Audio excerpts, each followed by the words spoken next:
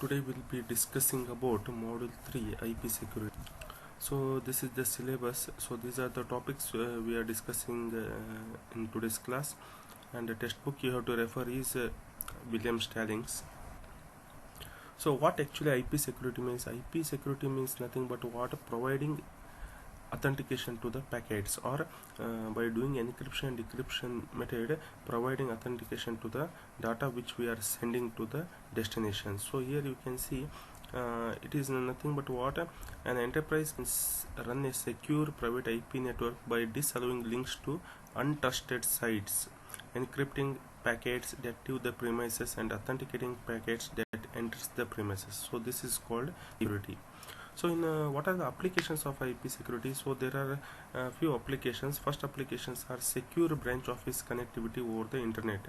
So here in each branch office we are using the internet. So providing security to such a branch office using LAN or WAN is nothing but what secure branch office connectivity over the internet. Second is secure remote access over the internet. So here an end users whose system is equipped with IP security protocols can make a local call to the internet service provider. So it means what end users means, it refers to the destination side. So whenever a source want some access, he can contact to the end users and gain access and gain secure access to a company network. Next is establishing extranet and internet connectivity with the partners. So you know what is internet. So internet means it is globally used. So here extranet means nothing but what externally it is used, and intranet means what internally it is used. So here it is used to secure communication with other organization, ensuring authentication and confidentiality, and providing a key exchange mechanism. Enhancing electronic commerce security. So enhancing means improving the security. So here we are improving the security by placing the firewalls. So by placing firewalls or some router, we can enhance electronic security, commerce security. So there are three functions IP security areas. One functional is authentication mechanism, confidentiality, and key management. So this is IP security overview. So in IP security overview, so the IP overview is discussed with this diagram. You can see this IP security scenario.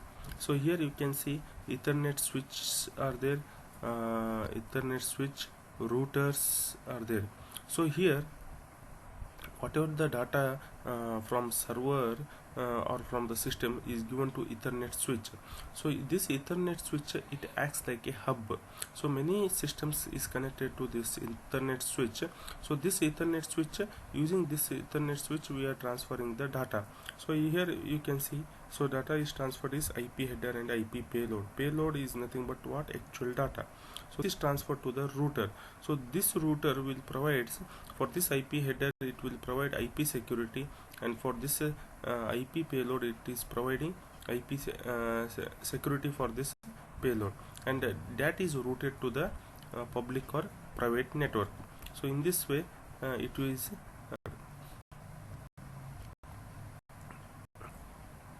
so here some of the benefits of IP securities are there. So first benefits is when IP security is implemented in a firewall or router, it provides strong security. So here when you want to provide security to the data packets what you are sending, you have to implement either firewall or router. So by implementing firewall or router, you can provide strong security to the packets what you are sending.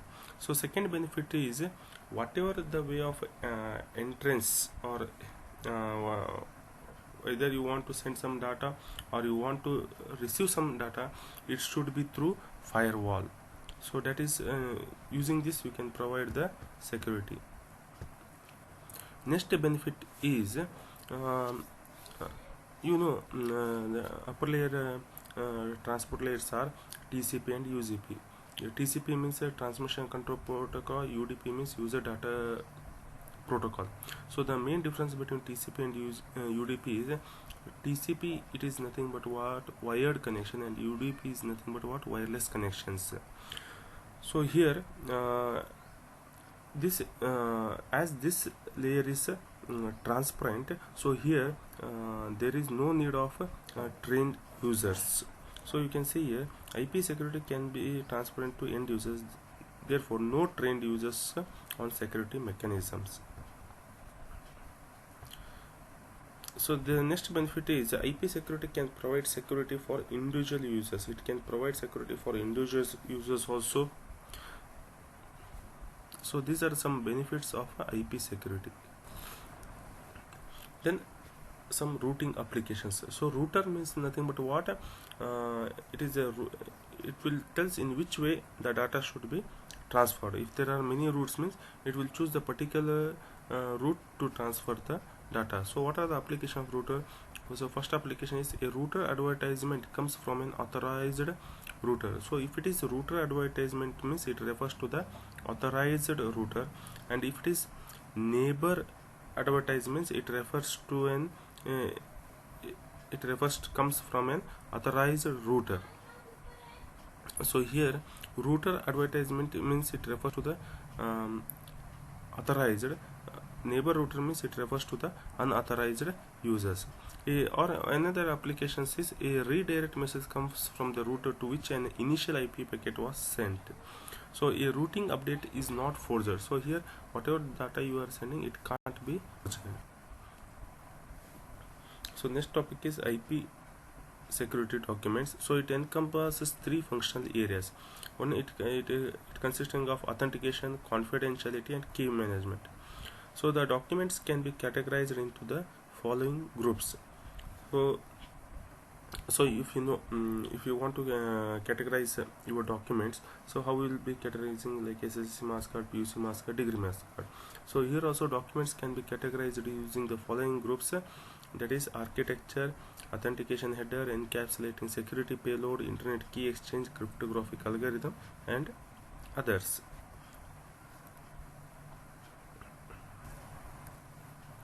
So some of the IP security services. So IP security services at the IP layer by enabling a system to select required security protocols, determine the algorithm to use the service, and put in the place and any cryptographic keys required to provide the requested services. So when you are providing IP security services, you are choosing the particular algorithm which is needed, and then you are using the cryptographic method, and when you are using cryptographic method, you are using the keys. Keys may be RSA algorithm keys, it may be Diffie-Hellman keys, it may be EPML keys.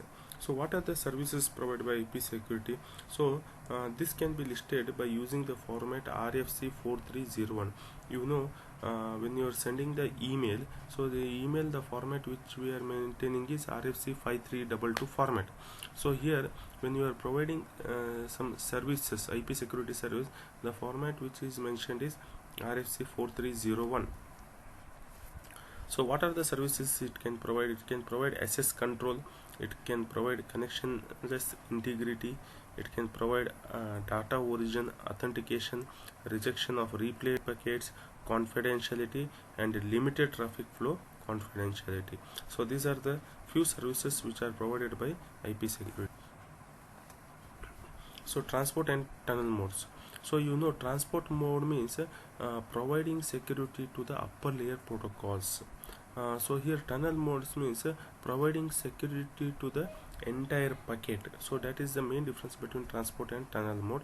So here the differences with respect to authentication header is, in transport mode authenticates IP payload and selected portions of IP header and IPv6. IPv6 means Internet Protocol version 6 extension header. But here if you take tunnel mode, it authenticates entire IP packet. With respect to ESP, ESP means encapsulating security payload. It encrypts IP payload and any IPv6 extension headers. But if you go for tunnel mode, it encrypts entire inner IP packet. Then ESP with authentication. Here encrypts IP payload and any IPv6 extension headers following the ESP header. it encrypts entire IP packet, authenticates inner IP packet. So these are the few differences between transport mode and tunnel mode security association. So here SA stands for security association. So in this diagram we have to explain three main things. One is about security association, then about security association database, and security policy database. So these three things we have to highlight with respect to this diagram. So here key exchange it is mentioned. So the key exchange means it may be any keys like RSA algorithm or RSA key, defilement key, PMAN key. It may be any keys. So while encrypting or decrypting message, so using those keys we can encrypt or decrypt the message. So here in this security association, it consists of security parameters index, IP destination address, security policy, security protocol identifier. So this security parameter index, it is nothing but what? It is a 32-bit unsigned integer. So this is nothing but what? 32-bit unsigned integer, and this it is carried in AH and ESP headers to enable the receiving system to select the security association. IP destination address means it points to the end point, so it will tell about the destination point. So whatever the packets are there, it should send to the destination. So the address of the destination endpoint of the security association, which may be end user system or network system such as firewall or router. Next is security protocol identifier. So this field from the outer IP header indicates whether the association is an AH or ESP security association. So it is used to indicates about authentication header and encapsulating security payload. So next one is a security association database. So this security association database is consisting of a security parameter index. So this security parameter index, it is having a 32-bit value selected by the receiving end. So sequence, next is sequence number counter. So it is used to generate a sequence number either in AH or ESP headers. Sequence counter overflow. So name itself it tells it is a flag indicating whether the overflow of sequence number counter should generate. So if there is any overflow, then sequence number counter is generated. Anti-replay window. So it is used to determine whether an inbound AH or ESP packet is a replay. So anti-replay means nothing but what? Copying the authenticated data. So it may be whether it is outbound packet or inbound packet, and that it is used to determine. Authentication header information. So it tells about authentication algorithm, keys and key lifetimes. ESP information, it tells about encryption, authentication algorithm, keys, initialization values and keys lifetime. Lifetime of this security association. So here all will having some lifetime. So if that security association lifetime, if it becomes old, then that is replaced with the new security association. So that is nothing but what? Lifetime of this security association. Next is IP security protocol mode. So it tells about the tunnel mode, transport mode or wildcard. So wildcard means in between entering. So path MTU. So MTU means maximum transmit unit. So in which path there is a maximum transmit unit, so that path is chosen. Next is security policy database. So with respect to that diagram, first thing we have explained about security association, next we have explained about security association database. So next we have to explain about security policy database. So these three things you have to highlight with respect to that diagram. So here the following selectors determined an SPT entry. So what this security policy database consisting of? It consisting of remote IP address. So remote IP address means sender or receiver, either it may be source side or it may be destination side. IP address should be mentioned. Local IP address, it may be single IP address and it may be wildcard address. So it is required to support more than one secure system sharing the same association. next layer protocol. So next layer protocol, it includes a field that designates the protocol operating over IP. So which operating system we are using, that will be identify this next layer protocol. Name, a user identified from an operating system. So this is not a field in the IP or upper layer headers, but it is available if IP security is running over the same operating system as the user. So name, especially it is used to identify the operating system. So there will be many operating systems, so each operating system will be given with some names in order to identify it. Local and remote protocols, so these may be individual TCP or UDP port values, an enumerated list of ports, or a wildcard port. So next is IP traffic processing. So here in IP traffic processing, this IP traffic processing, it is implemented with the outbound packets and inbound packets. So that will be here. Exchange of keys will take place, then providing security, then it is sent to the process where authentication header and ESP is are included, and then packet is forwarded. So whenever you receive the packet, you determine the policy. If policy determined, you can transfer it directly, or if you want to protect, then you add some internet key exchange and provide some security database, and then it is forwarded. If packet when packet is received, if no policies are matched, then such packet are discarded. So this is outbound packet. Outbound packet, it refers to the transmission part. So here, if policies are matched, then it is sent to the deliver packet, means it is delivered to the destination. If policies are not matched, then it is not bypassed, such packets are discarded. Then you can see right side, if such whatever the packets are received, if it requires security, then IP security is provided, and then it is given to security association database. There again matching is checked. If it is matched, then it is sent to the processing side and it is delivered to the destination. If it is not matched, then it is discarded. Such packets are discarded. So whatever the packets are received, finally it is delivered to the upper layer protocol, that is TCP or UDP. So this is about IP traffic processing, that is outbound. And you can see it is used to provide authentication, confidentiality, integrity. Here one more block it is added is ICV. That is nothing but what? It is present only if the integrity services is selected and is provided by either a separate integrity algorithm or a combined mode. Next is ICV. That is ICV is nothing but what? Integrity check value.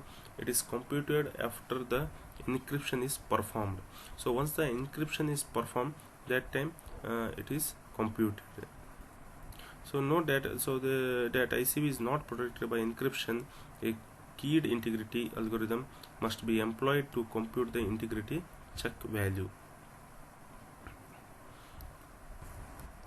So padding. So what is the use of padding? So padding, it requires the plain text to be a multiple of some other number of bytes. So here the padding field is used to expand the plain text. So actually padding means nothing but what? It is added at the end of the structure. So padding means actually it is used to expand the plain text. Plain text means nothing but what? Original data. Then ESP format requires the pad length and next header fields be right aligned within a 32-bit word. Additional padding may be added to provide partial traffic flow confidentiality by concealing the actual data of the payload. So next topic is anti-replay service. So you can see in this diagram. So replay attack means what? Replay attack means nothing but what? Getting the copy of an authenticated packet. Anti-replay service means avoiding such a copying of an authenticated packet. So this so here anti-replay mechanism, it can be explained with respect to this diagram. So here you can see fixed window size W. So whatever the packets falling here, if the received packet is valid, if the received packet is authenticated, then it is marked with you can see here white box. So this refers to that unmarked. It means what? If valid packet is not yet received. So this is nothing but what? Fixed size window. It is having advanced window if valid packet to be right is received. So here you can see in this diagram, if any packets authenticated valid packets are received in this packet is received in this window, then it is marked with if valid packets are received. If valid packets are received, then it is marked with respect to this block. If valid packet not yet received, then it is marked with white box. So if valid packets are received, then this window size can be extended. It provides security to the entire packet. So here 4 organizations are using the internet. So each organization are not interfering with each other. So here think that 4 organizations A, B, C, D are using that. So A can share data with C, B can share data with D. So like this, without any interference, exchange of information is taking place. You can see here an organization has 4 private networks interconnected across the internet. Hosts on the internal networks use the internet for transport of data but do not interact with other internet based hosts. By terminating the tunnels of the security gateway to each internet network, the configuration allows the host to avoid implementing the security capability. The former techniques is supported by the Transport Mode Security Association, while the later techniques uses a Tunnel Mode Security Association. So this is transport mode with respect to the encapsulating security payload. You can see figure A, it is nothing but what? Before applying encapsulating security payload. So what encapsulating security payload it provides? It provides authentication, integrity, confidentiality, traffic flow, confidentiality. So before applying these services, it is in this way. So once transport mode, so if it is a transport mode, then the format will be in this form. Then if it is the tunnel mode means providing, so in transport mode it provides only for protection for upper layer protocols, and here you can see tunnel mode, it is providing authenticated to the entire packet.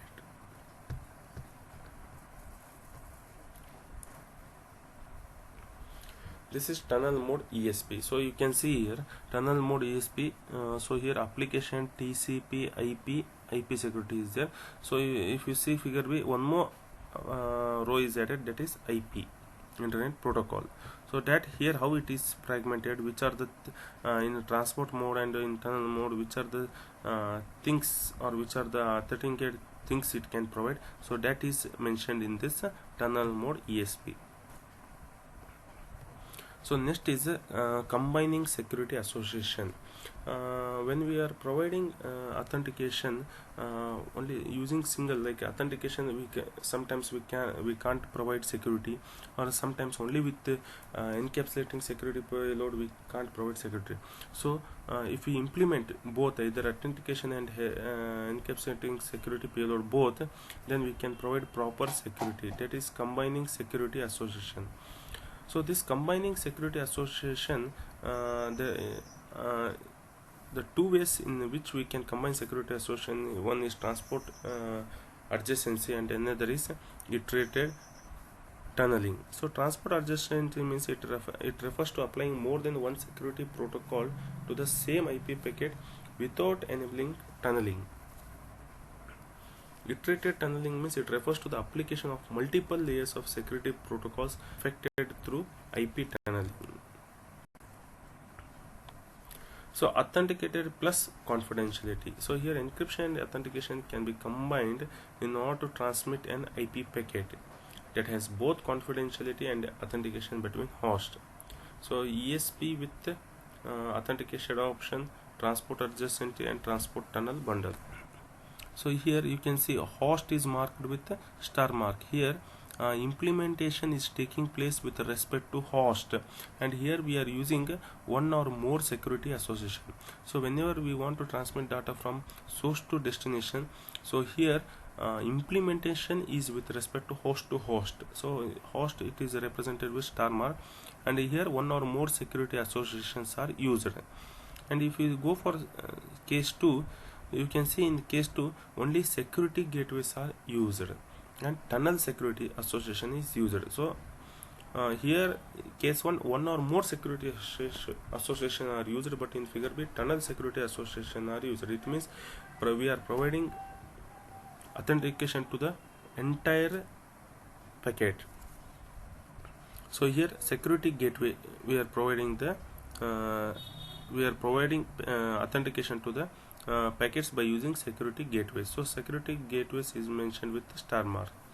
If we go for case 3, it is the combination. So in case 1, if you take, we are implemented with host. Case 2, it is implemented with security gateway. Case 3, it is implemented with host as well as security gateway. So because here it is mentioned in that way, and you can see case 1, it is one or more security associations. So here also in case 3, one or more security associations are there.